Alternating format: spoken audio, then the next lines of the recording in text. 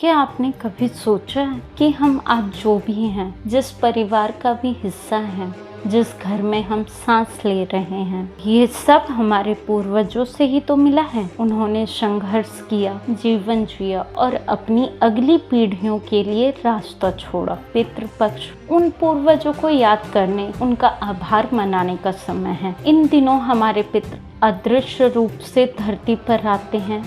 वे देखते हैं कि उनकी संतानें उन्हें याद करती हैं या नहीं, उनके लिए तर्पण करती है या नहीं।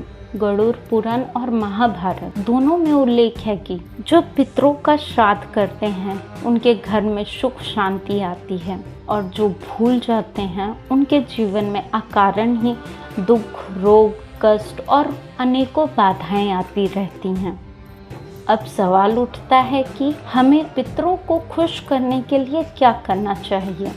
सुबह जल्दी उठकर स्नान करना, घर को पवित्र करना, तर्पण, पिंडदान और श्राद्ध करना। अगर ब्राह्मण उपलब्ध हो तो उन्हें भोजन कराना, और अगर ब्राह्मण ना मिले तो गाय, कुत्ते, कौए, यहाँ तक कि चींटियों तक को भी भोजन देना। ये सब पितरों तक पहुँचता है।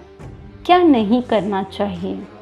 इन दिनों शादी ब्याह, नया मकान, नया व्यापार शुरू करना अशुभ माना जाता है। मांस मद का सेवन नहीं करना चाहिए, और सबसे ज़्यादा जरूरी झगड़े, अपशब्द और क्रोध, इनसे तो बिल्कुल दूर रहना चाहिए। पितरों के आशीर्वाद से आखिर हमें मिलता क्या है? घर में सुख शांति आती है, संतान की उन्नति होती है, रोग कष्ट दूर हो जाते हैं, और जीवन में वो सहजता आती है जो केवल पूर्वजों के आशीर्वाद से मिलती है। और अगर हमने यह अनदेखी की तो पितृ नाराज हो जाते हैं, और नाराज पितृ पूरे वंशों के लिए कठिनाई का कारण बन सकते हैं। तो दोस्तों, पितृपक्ष सिर्फ एक परंपरा नहीं, यह हमारे खून में, हमारी आत्मा में बसा हुआ पितृ ऋण है। यह चुकाना हमारी सबसे पहली जिम्मेदारी है।